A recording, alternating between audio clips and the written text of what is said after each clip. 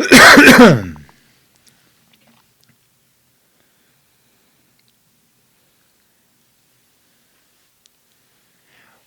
to the TCG Proshow.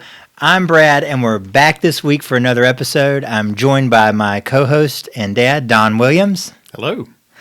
And this week we're going to talk about everybody's favorite topic in home inspection drama. And we're going to see if we can share a little bit of insight on how you can beat home inspection drama and maybe make it a thing of the past. Along those lines, we have something really exciting coming up. So if you don't want to listen to the whole episode and you just want to jump right to the ending, we want to help people not just beat the drama, but be superheroes for their clients. And home inspection should be a good thing, not a bad thing. Absolutely. And so we have created a CE class to help with just that. We're calling it Superhero Agents, Insider's Tips on Home Inspections. And I have a 3-part approach to getting the most from a home inspection and beating the problems. It comes down to 3 things. 1, setting expectations, preparation, and spotting red flags. So over the 4 hours, we really hone in on those 3 items to help the agents along. So we've got an exciting event coming up. November 14th, we are teaming up with Mark Saunders, a local agent and educator. We're going to have an all-day CE event. So the agents will be able to come and get their general update class in the morning. Lunch will be provided. And in the afternoon, I'll be teaching the Superhero Agents class. So knock that CE out before the end of the year. We won't have to worry about it for the first half of next year. Get it out of the way. You can find out more by going to closingguys.com. There's a link right on that page for the November 14th class. You want to go ahead and get registered as soon as possible. Seating is limited, so that is coming up. So before you get into it, I just want to say, we're hearing some fantastic feedback from the CE classes that have already done. So, and I think you have those recorded. They're online too. Some of the response from some of the agents. Is that right? Yeah. We I think here the easiest way to find it might be right here on the Facebook page. We've got some testimonials up from agents. Actually, if you go to closingguys.com and watch the video, it should be the updated video. And you can hear what some of the agents have had to say about the class. Yeah, we'll make sure to put a link in the comments. I think that'll probably be the easiest thing to do. I thought what was really interesting was some fairly seasoned agents said, man, I learned some stuff today. I thought that was pretty impressive. Yeah, I think the information is for everybody. And it's a great segue into today's topic. I was teaching one of these classes a couple of weeks ago, and in the middle of the class, I thought, I need to do something a little different.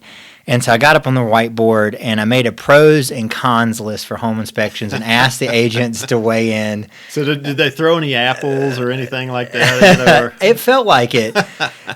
We went through and I said, so guys, can you think of some of the cons to a home inspection? And they couldn't even, there wasn't like raising hands and taking turns. This was just a mad dash to give me all the things that they felt like were causing them problems with home inspections. Sure. I think there's a theme to that, and that's the title of today's episode, and that's inspection drama. Right. Someone used that phrase, and then I heard this resounding yes from everybody in the class. Yes, it's the drama that sometimes comes after home inspection. But I've got a list here. They're warranted, though. I think it's important to say that a lot of the concerns are warranted, and that's what we are setting out to address with this. Absolutely. It is frustrating, and no one should have to deal with unnecessary drama. So I was thinking through, I wrote down the list of some of the things that were told to me, and I thought we could go through them and talk a little bit about what the concerns are and maybe some ideas of how to get ahead of it and how to beat it. Okay. So the first thing on the list that I heard, and we may not think this is a concern, but I understand that it is for a lot of people, was the first thing I got answered was cost. The cost of home inspections is a deterrent. A lot of times people don't have a lot of money. Buying a house, they feel like they're kind of having to spend here and spend there and get this and get that. Mm-hmm. What do you think about all that? Well, I feel like if you can't afford to get a home inspection, maybe you ought to consider, can you really afford home ownership? Because there are always issues that will come up in home ownership. There's always maintenance items. There's always some type of extra expense more than the mortgage and taxes and insurance. Just in old homes, though. Well, I think it runs across the board, really. I mean, it's just there are always things that can come up, and if you can get ahead of an issue, you can save a considerable amount of money. So if you can find out about whatever's going on with the house, it's an educational process, really, to know what you're dealing with, what might arise down the road. I mean, there's no guarantee that we're going to see everything in a home inspection, but there's a good chance we're going to see the more expensive items. I was just recording a video this week that's not out yet about this very topic. Is cost a valid objection to home inspection, or more importantly, what is one worth? And I can think of a couple of stories that really stand out in my mind.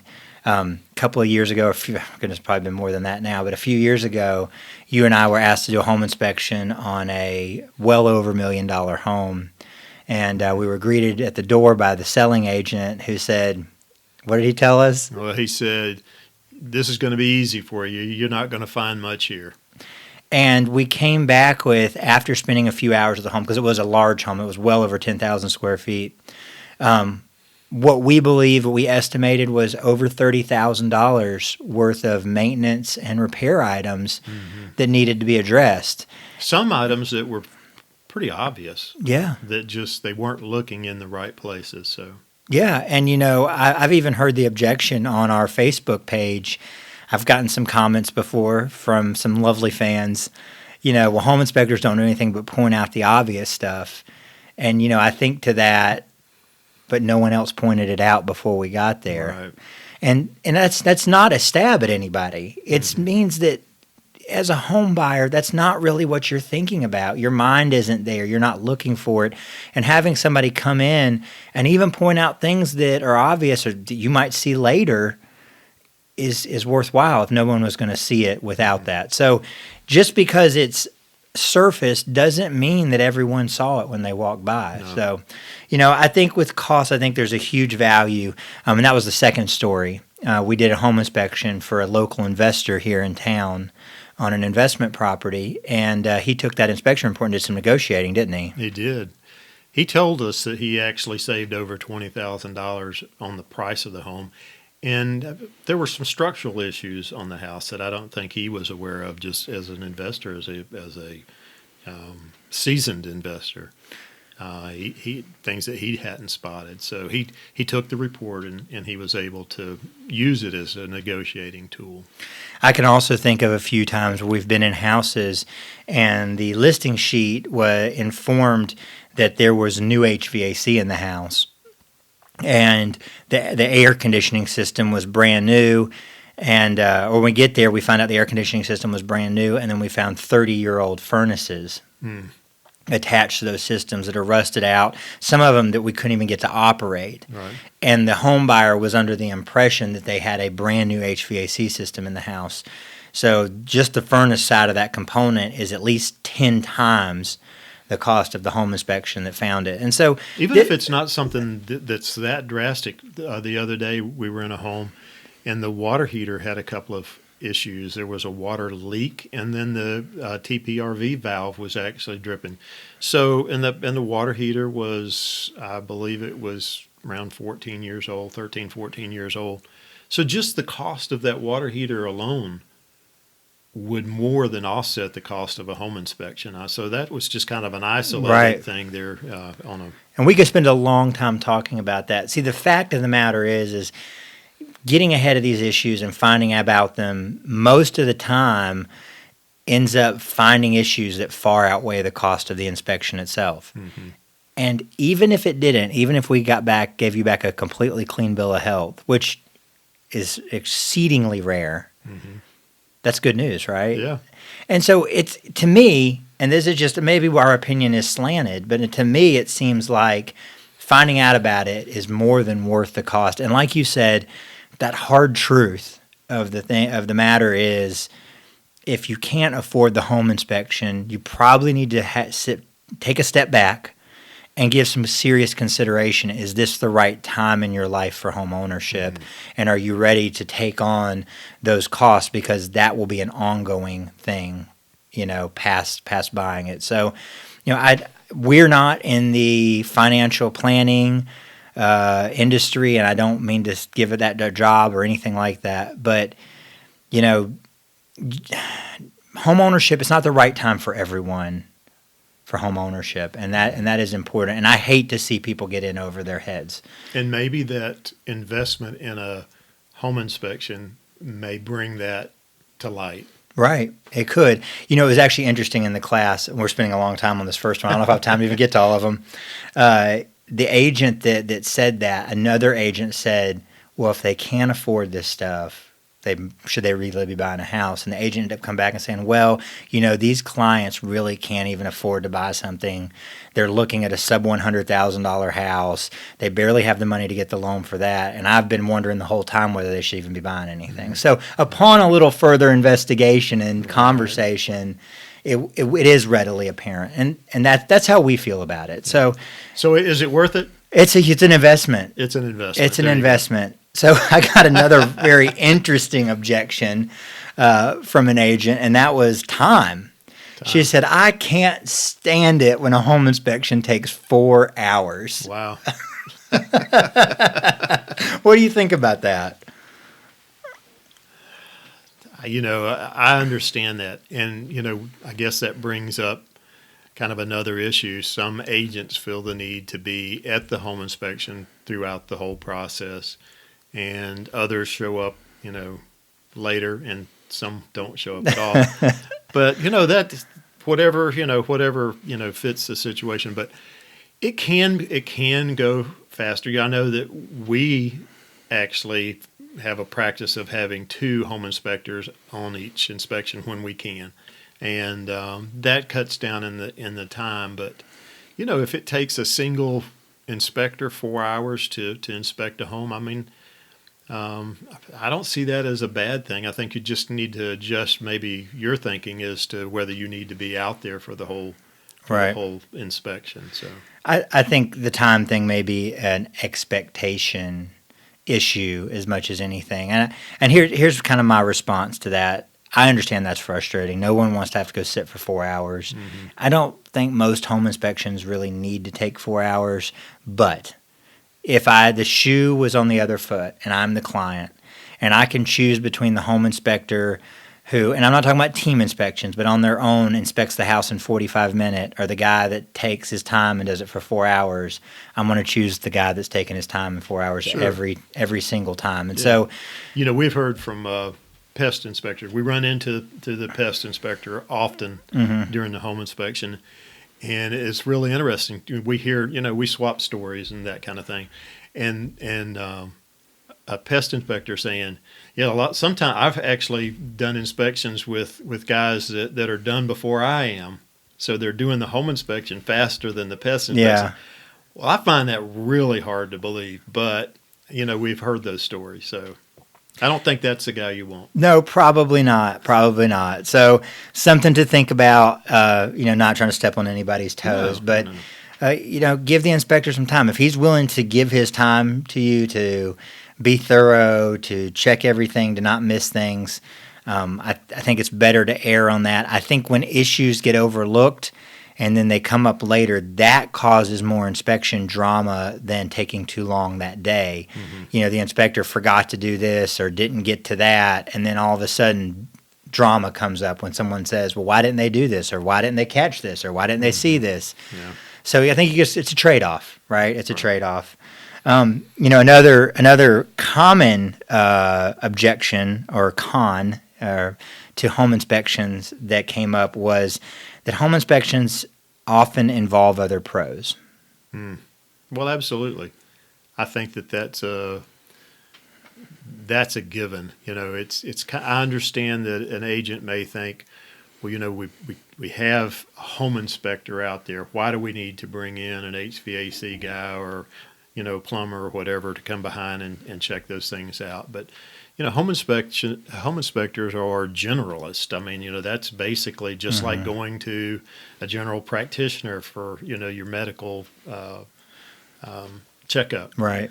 He may send you to, a specialist, and that's basically what we're required to do. If there's an issue, we are required by the state of North Carolina to direct to a licensed professional. Right. So, yeah, I think this is one of those issues where we get into, there's a couple of debates, out there. And in my opinion, it's probably not worth debating whether or not the way things are could be better. mm-hmm.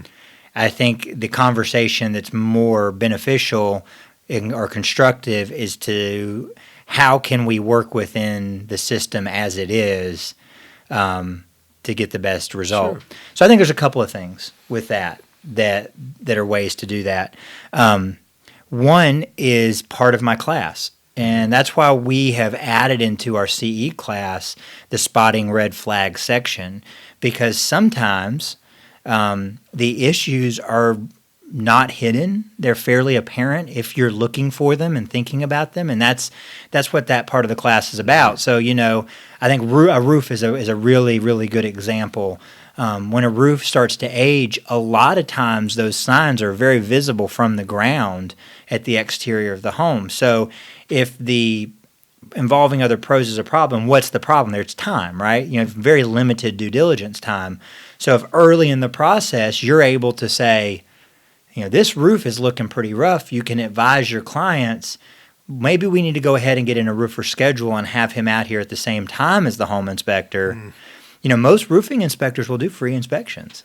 Mm-hmm. That happens to be one of those contractors that will do that. So you can go ahead and get them on out. And then in our class, we take a deeper dive that we just don't have time for today of several of those issues like that by looking at them ahead of time, you can go ahead and kind of flip-flop the order, if you will, and go ahead and get in those people's schedule ahead of time. So planning ahead. That's right. Yeah. So it's a matter of preparation and spotting red flags. I do understand the second half to that. So just like with the time issue, part of that objection upon further conversation during the class was that sometimes inspectors tend to just send out other pros and they haven't even identified a problem. And I think you get into part of home inspection is getting the right inspector out there. Mm-hmm. So when at all possible, and I know when you're on the selling side of things, I don't have any control, but on the buying side of things,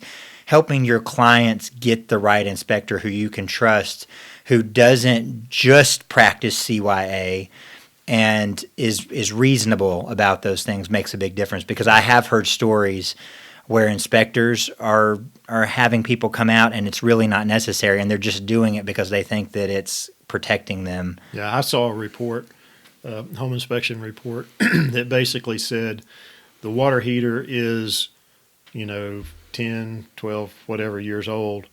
It needs to be evaluated. It needs to be. And that really, he's not identifying any, specifics as to why, if it were rusting or if it leaking or, not producing hot water or producing too much hot, right. Too high of temperature, then yes, then you refer it. But, you need to be more specific. That's right. And that's exactly the kind of issue. So some of that comes into home inspector selection. So that's something that has to be thought about. And if you're getting into a situation where the inspector is having trouble identifying those issues, then maybe we need to work with a different inspector. And there's a lot of them out there. So there's plenty to choose from. And we won't get into the topic of whether all home inspectors are qualified today or not, but there's certainly plenty to choose from. I got another one that's along these same lines. And I think this is probably one of the biggest issues that agents face, and that is poor bedside manner. Wow. That this is actually where that inspection drama statement originated from, was that inspectors communicate, some inspectors have been known to communicate in language that creates unnecessary drama. Mm-hmm.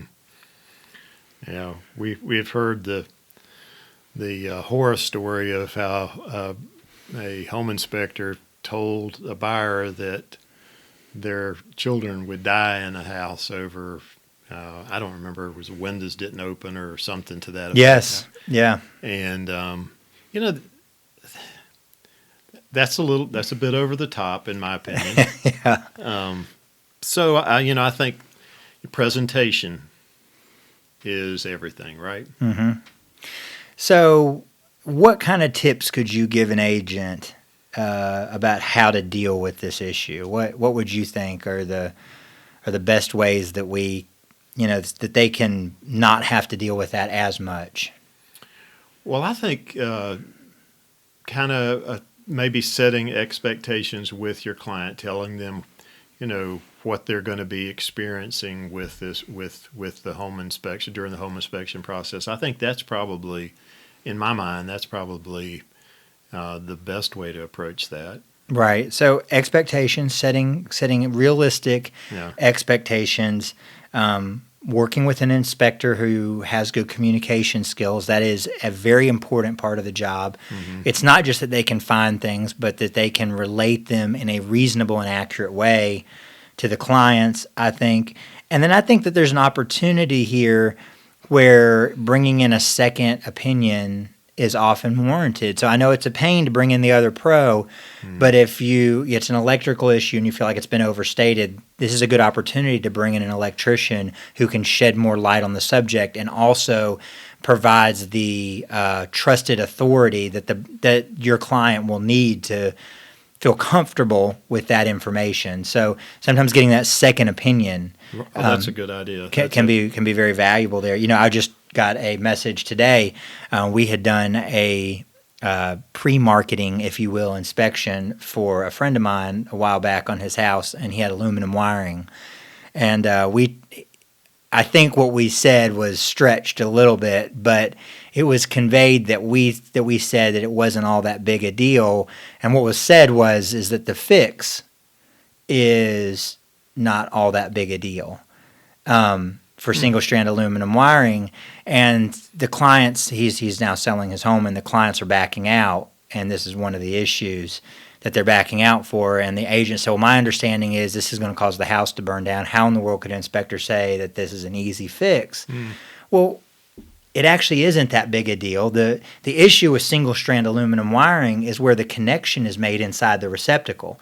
A good chunk of wiring in houses is aluminum. In fact, the main conductors that come in from the street in this area are 90+% homes. They're aluminum. It's not the aluminum that's the problem. It's in the cases where single strand, because that's what's used in branch circuits, goes into a receptacle box at those connectors. The aluminum was expanding and contracting too much, and over time that connection became an issue, and it creates arcing, faulting, shorting that can result in a fire. And the fix is actually changing the connections at the end of the wire. So in reality, yes, it does matter. It is a real issue, but there is a way to overcome it. It doesn't mean that the house is going to burn down and this is everything in the electrical system needs to be replaced. It's not. Yeah. Do you know what I'm saying? So it's fixable. Yeah, you don't have to take all the aluminum wiring out of the home. There are kits. There are repair kits. So there are things that can be done to it, and that is right there is a good matter of how things are communicated and education and understanding. And so empowering yourself as an agent with as much understanding as you can about some of these hot topic issues could be a big value to you when you communicate back to your clients. Absolutely. If you can say, hey, there is a fix for this. Right. We can fix this. This is not we don't tear down the house because it has a few single-strand aluminum wires in it. So I think that's a good example of communication. So the last one I wanted to get to today, I think we still have a couple of minutes here, was vague report language. That I hear agents talk about. They get to the home inspection report, and the comments are just so vague that they don't know what to do with them. Yeah, I think that part of that is perhaps the inspector knows that it's an issue, but they're not sure why it's an issue. So, they're not going to overcommit themselves to what they put in the report. Yeah, and so I want to defend inspectors here for a second. Report language is heavily governed, and it's like a legal document. It is a legal document. and it's very binding. And we are instructed and taught to be very careful in the language that we choose, and we are directed in the format of the language that we choose. This goes back to the involving other pros. Part of an inspection report is that every comment has to end with the direction of who would be the person to deal with what was found. That's why we have to be very careful with what we put in there. Absolutely. So to me, it's not always that report language is vague, it's that it's report language. And the opportunity here is something that we recommend, and that is attending the walkthrough of the inspection. This gives you an opportunity to have that conversation with the inspector. And if you're working with an inspector who has perspective and understanding of what they're looking at, you're going to be able to learn a lot more about what they've found than you ever will be able to from a report comment. Sure.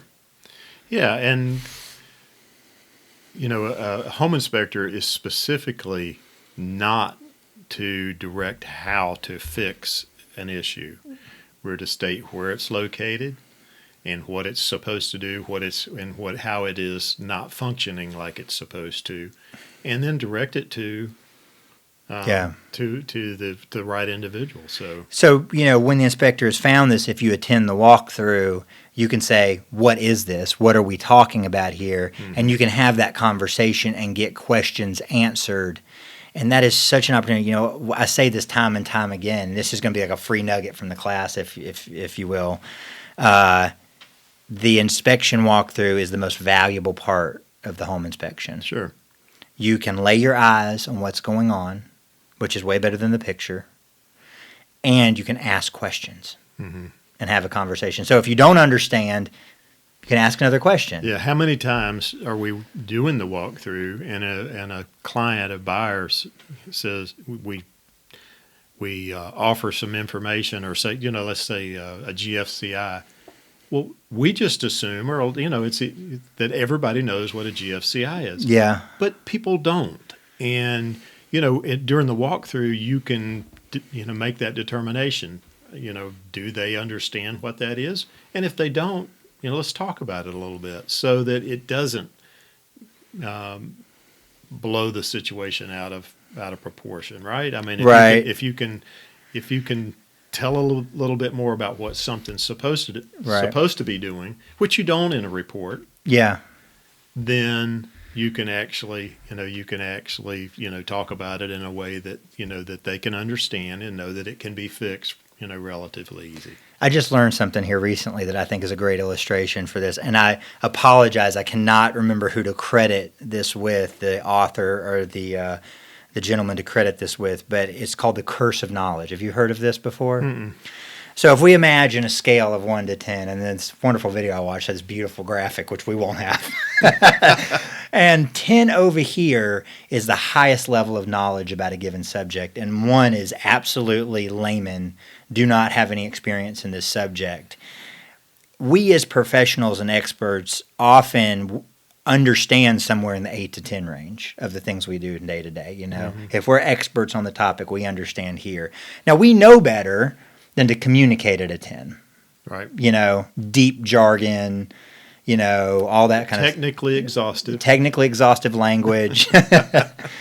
So we bring it down when we communicate, even in our reports.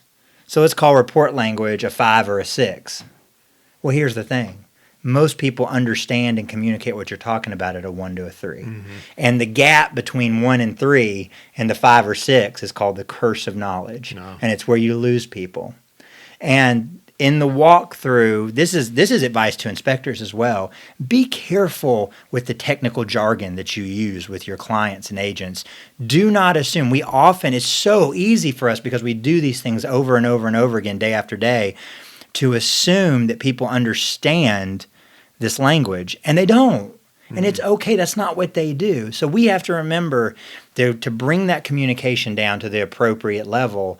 And at a walkthrough, this gives an agent, a client, an opportunity that if you don't understand, you can ask questions until you get that brought down to the level which you have a perspective on it, and that's okay. It doesn't mean No. it's not a derogatory against anybody. It's just It's why we're there. that's why we're there to explain it. So I hope this has been some super valuable advice today. I know that there are probably